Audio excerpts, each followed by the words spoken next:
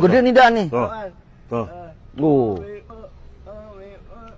Pelan-pelan, tarik pelan. Capek ah.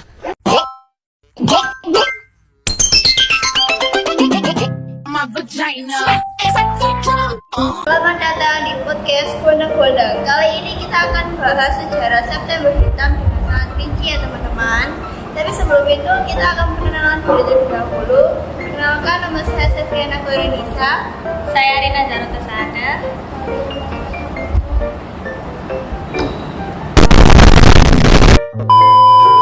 BTW, Pak Septiana, apa sih itu September Hitam? September Hitam itu merujuk pada berbagai peristiwa tragis yang terjadi di Indonesia pada bulan September. Dalam peristiwa paling menonjol adalah gerakan 30 September atau protes tahun 1965. Peristiwa ini menjadi titik balik yang membawa dampak besar terhadap politik, ekonomi, dan sosial Indonesia. Selain itu, G30S juga menandai dimulainya pembersihan besar-besaran terhadap orang-orang yang dianggap terkait PKI yang menewaskan ratusan ribu orang di seluruh Indonesia. Peristiwa ini menjadi luka mendalam dalam sebuah sejarah Indonesia dan terus-menerus menjadi subjek perdebatan serta kontroversi hingga saat ini. Selain itu, istilah September Hitam juga bisa merujuk pada peristiwa lain yang terjadi pada bulan September dalam sejarah Indonesia yang penuh tekanan, termasuk tragedi kemanusiaan seperti pelanggaran hak asasi manusia atau kekerasan politik. Meskipun setiap insiden memiliki konteks yang berbeda, istilah ini umumnya menandakan peristiwa traumatis dan berdampak besar bagi perjalanan bangsa. Peristiwa ini sering diperingati dan diperdebatkan dalam berbagai diskusi sejarah, politik, dan sosial Indonesia. Terus daftar peristiwanya itu apa aja sih? Sebenarnya itu ada banyak ya Kak. Ada sekitar 8 tragedi yang ada di peristiwa September. Ya, boleh disebutin satu-satu. Yang pertama yaitu ada tragedi pembantaian tahun 1965 sampai 1966. Pada tanggal 30 September 1965 terjadi peristiwa G30 PKI yang menimbulkan banyak jiwa. Peristiwa ini terjadi ketika seluruh militer berupaya untuk membubarkan pemerintahan Presiden Soekarno. Aksinya tersebut membuat menculik dan membunuh 6 jenderal TNI. Akibat peristiwa ini terjadinya kekacauan dan penumpasan pada simpatisan PKI yang menimbulkan banyak korban. Yang kedua, tragedi Tanjung Priok tahun 1984. Tragedi ini terjadi pada tanggal 12 September 1984 yang terjadi pada saat pasukan keamanan membubarkan pertemuan yang dihadiri oleh kelompok muslim yang sedang melakukan sholat Jumat di Pelabuhan Tanjung Priok, Jakarta Utara. Insiden ini berujung pada kerusuhan dan tindakan kekerasan yang dilakukan oleh aparat keamanan. Yang ketiga, tragedi Semanggi II tahun 1999. Peristiwa Semanggi II terjadi tanggal 24 hingga 28 September 1999. Berawal dari ribuan orang berkumpul di sekitar jembatan Semanggi melakukan demonstrasi menuntut perubahan dalam politik dan pemerintahan. Dalam aksi ini pula mereka mengecap korupsi, pelanggaran HAM, dan tindakan sewenang-wenang yang dilakukan oleh aparat keamanan. Pada peristiwa ini, aparat keamanan melakukan pembubaran terhadap massa demonstran yang sedang melakukan aksinya dalam mengakibatkan sebuah kematian dan cedera yang serius anggota demonstran oleh karena terjadinya konflik antara demonstran dan aparat. Yang keempat, pembunuhan Munir tahun 2004. Pada tanggal 7 September 2004, seorang aktivis manusia yaitu Munir. Pembunuhan terjadi ketika Munir dalam perjalanan dari Jakarta ke Amsterdam menggunakan pesawat Garuda Indonesia. Munir dibunuh dengan cara diracun dengan menggunakan racun arsenik yang dijadikan ke dalam minumannya ketika di dalam pesawat. Meskipun pelaku belum ingin hukum, tetapi banyak yang meyakini bahwa aktor di balik layar yang terlibat dari peristiwa ini. Mulan Munir menjadi sorotan dunia yang menunjukkan pentingnya melindungi aktivitas hak asasi manusia yang berani berbicara di bidang aturan. Jadi kalau dipikir-pikir katanya masih belum ada yang tahu penggunaannya Munir ini kan. Jadi kalau dipikir siapa sih penghuninya kira-kira gitu. Mulan Munir sih belum terungkap ya, tapi beberapa pihak yang diduga terlibat dalam proses hukum yaitu Polikarpus Budi Prianto, pilot Garuda Indonesia yang ditetapkan sebagai tersangka dengan hukuman 14 tahun penjara. Polikarpus bebas bersyarat pada 28 November 2015 dan bebas murni pada 29 Agustus 2018. Polikarpus meninggal pada 17 Oktober 2020. Dan ada juga CPR mantan Deputi Badan Intelijen Negara BIN yang ditetapkan sebagai tersangka oleh polisi, tapi dinyatakan bebas oleh Majelis Hakim PN Jakarta Selatan pada April 2004. Jadi bagaimana sih, mengapa sih kasus pembunuhan Munir ini masih belum terungkap gitu? Karena beberapa pihak menganggap bahwa kasus ini tuh belum terungkap karena pemerintah Joko Widodo tidak serius mengungkapkan aktor intelektualnya. Selain itu, ada juga yang berpendapat bahwa kasus ini belum terungkap karena Komnas HAM lama menyelesaikannya. Jadi apa yang dilakukan untuk mengungkap aktornya, aktor intelektualnya? Dilakukan itu pas Januari 2024, Komnas HAM membentuk tim ad hoc untuk menyelidiki pelanggaran HAM berat dalam kasus ini. Tim tersebut telah memeriksa sejumlah saksi dan diharapkan Baik, Kak Lori, saya boleh tanya nggak kelanjutannya apa? Yang tadi kan sudah ada setengah dijelasin sama Kak Seviana.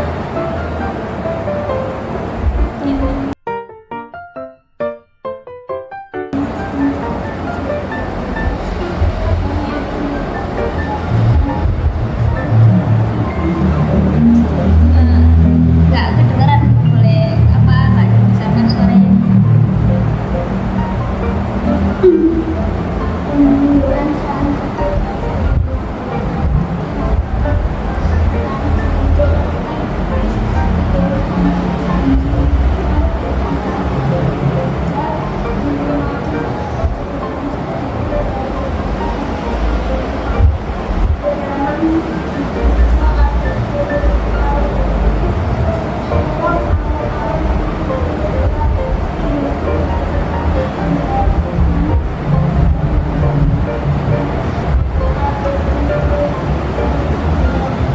Ya, katanya masih ada lagi. Boleh dijelaskan lagi yang lainnya?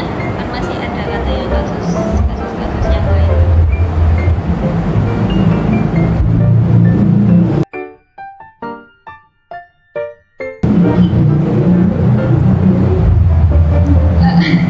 Tadi itu kasus apa, Pak? Boleh dijelaskan lagi?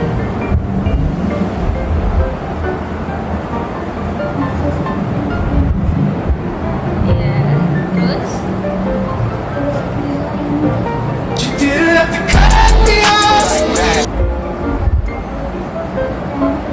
Agak kurang jelas.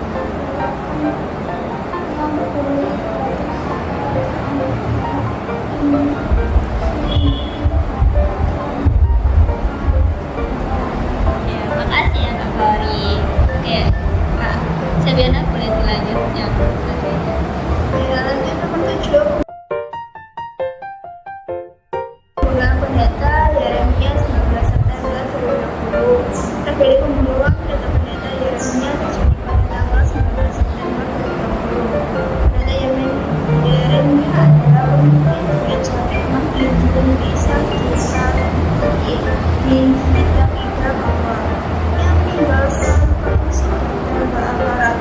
Pendeta Yeremia dinilai kritis terhadap kehadiran aparat di gereja. Kejadian yang terjadi di bulan September itu disebut sebagai sentimental. Kejadian pelanggaran yang melibatkan ruang kriminal dilupakan menjadi sejarah besar. Ini nomor 8. Demonstrasi reformasi korupsi. Pada tahun 2019, mahasiswa Indonesia bangkit dalam aksi demonstrasi dikenal sebagai reformasi korupsi. Demonstrasi ini bukan hanya sebuah aksi protes. Ini adalah ekspresi mahasiswa Indonesia yang berani berbicara untuk memperjuangkan perubahan dalam sistem politik dan pemerintahan. Demonstrasi ini dimulai pada bulan September 2019 ketika mahasiswa dari berbagai perguruan tinggi di seluruh Indonesia turun ke jalan-jalan untuk menyuarakan ketidakpuasan mereka terhadap kebijakan pemerintahan yang dinilai mengorbankan kepentingan rakyat dan kepentingan politik bisnis. Protes ini juga menutup praktik korupsi yang merajalela di berbagai tingkatan pemerintahan. Puncak dari demonstrasi ini terjadi pada tanggal 30 September 2016 ketika ribuan mahasiswa berkumpul di berbagai kota besar di Indonesia termasuk Jakarta, Surabaya, dan Bandung.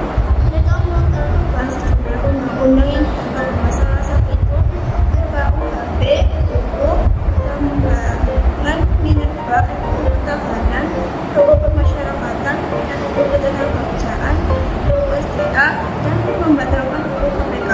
Reformasi birokrasi, penuntasan pelanggaran HAM, dan transparansi dalam pengelolaan negara, serta hentikan kerusakan alam Indonesia. Namun, apa yang dimulai sebagai demonstrasi damai berubah menjadi bentrokan yang melibatkan aparat keamanan. Kekerasan terjadi di beberapa lokasi yang banyak mahasiswa yang mengalami cedera. Meskipun ada insiden kekerasan, demonstrasi tidak dapat mengingat akan pentingnya mahasiswa dalam membawa perubahan positif kita dalam negara ini. Peristiwa-peristiwa sebelum kita adalah mengingat penting akan tantangan yang pernah dihadapi di masa bangsa Indonesia. Melalui represi ini kita berarti memahami bagaimana peristiwa masa lalu membentuk Indonesia saat ini dan dapat menjadi pelajaran bahwa peristiwa yang terjadi di tahun Jadi simpulannya itu stempel hitam kayak merujuk pada berbagai peristiwa tragis di bulan September gitu yang menandai pelanggaran hak asasi manusia. Selanjutnya ke-9, kekerasan di Pulau Rempang 7 September 2003. Konflik agraria di Pulau Rempang bermula ketika Badan Perusahaan Hilir Batam berencana merelokasi seluruh penduduk Rempang yang jumlahnya lebih kurang 75 jiwa. Hal ini dilakukan untuk mendukung rencana pengembangan investasi di Pulau Rempang. Di Pulau Rempang akan dibangun kawasan industri, jasa, dan pariwisata. Proyek yang digarap PT Makmur Elok Graha itu ditargetkan bisa menarik investasi hingga Rp391 triliun pada 2080.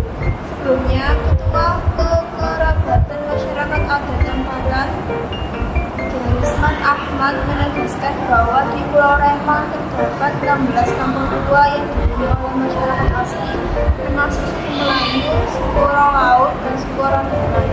Mereka telah mendiami pulau ini setidaknya sejak tahun 1820-an. Menurut Garisman, proyek Rempang Eco City seharusnya dapat dilaksanakan tanpa harus mengusir permukiman adat. Mengingat luas 16 titik permukiman tersebut tidak lebih dari 10% dari total luas pulau yang mencapai 17.000 hektar, konflik mencapai puncaknya pada 7 September 2003 saat menjadi bentrokan di Jembatan Barelang. Ratusan warga berusaha menghadang aparat gabungan yang datang untuk mematok dan mengukur lahan dekat proyek tersebut. Kepala Polresta Barelang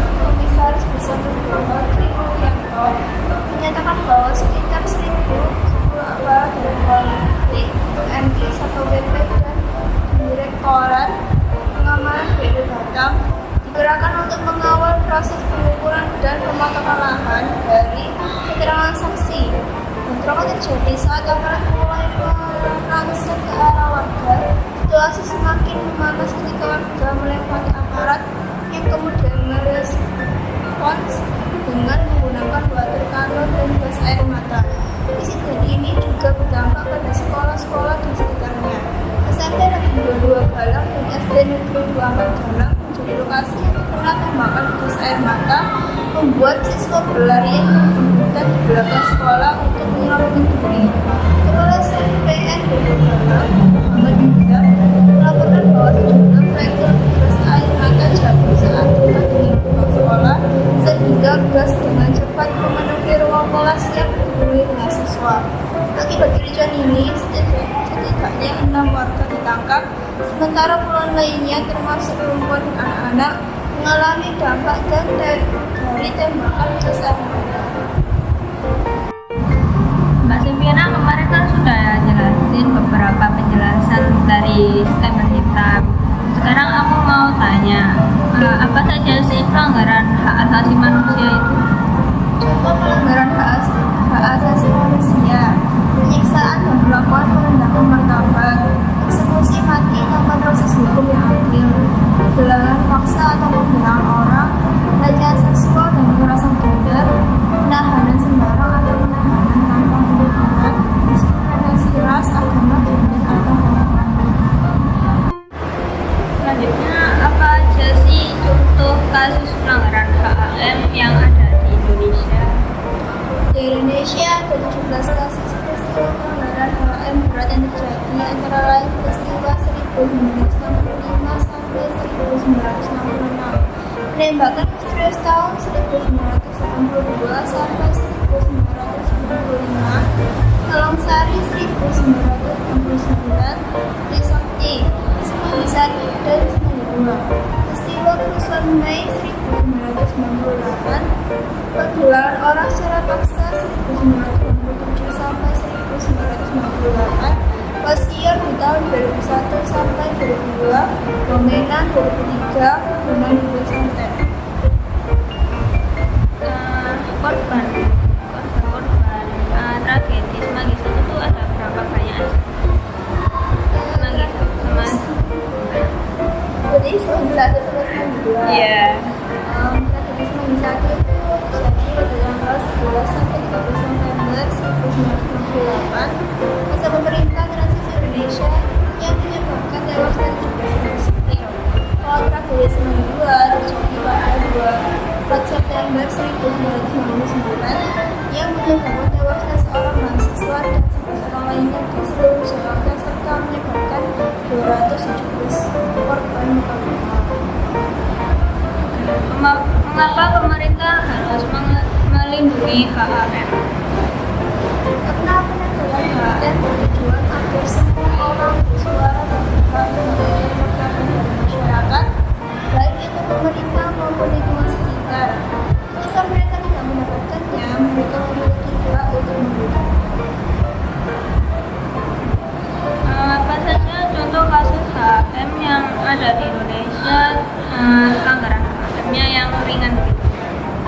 Contoh pelanggaran HAM ringan pencemaran nama baik, tindakan menyebarluaskan informasi negatif atau palsu yang dapat merusak reputasi seseorang, merusakan terhadap sesuatu, menghakimi sendiri, bentrok, tawuran, penghinaan, dan memaksakan pendapat dan diskriminasi. Oke, terima kasih atas pertanyaan. Terima kasih atas jawabannya tadi.